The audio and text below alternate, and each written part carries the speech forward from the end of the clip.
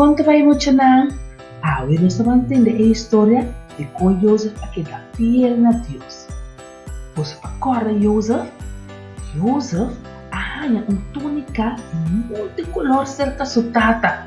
Pero sua romana não queda contento com isso aqui e abrirá a luz e a pentelha de poço.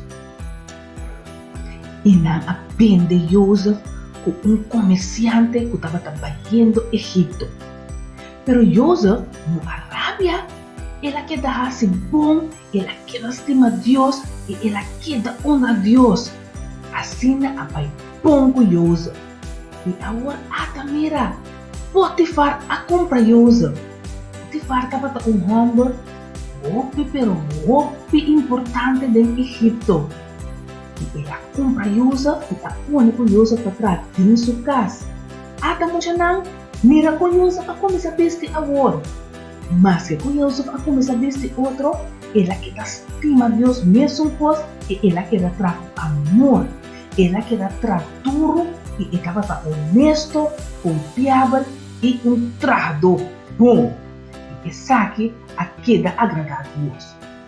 Dia, a casa de Potifar a purba para Joseph para dizer Joseph, vão comer minha cama.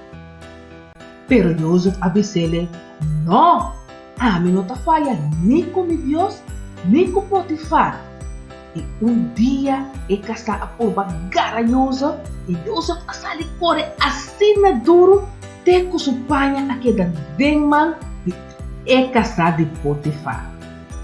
E a casa de Potifar a começar a gritar, Yudami, como é Joseph a purba garami. E ela sai fora bem, ora mas começa a gritar e ela leva sua panha atrás. Ora Potifar a bini, ela visa Potifar mesmo poço. E Potifar a rabia macha tanto mesmo. E Potifar alaga ser a Joseph. Tem prisão na loca. Muito não. Que como você está querendo Joseph assim? Ela rabia? Não. Joseph a que dá serve e mesmo amor. Ela que dá ajuda dentro da prisão e ela ganha graça de Deus. A sobra, Joseph a que dá honesto, ajudador, generoso e amável. E se apone que Joseph a vira top gente dentro da prisão. E estava na encargo de turcos que estava tendo guarda assim dentro da prisão. Joseph a que dá assim bom, honra a Deus e ela queda servir com coração e cara contento. E esse aqui a agradar a Deus. Esse muito não, nós que estima e honra a Deus, assim bom, tu ora bem, estima e ajuda com coração de amor, com coração contento.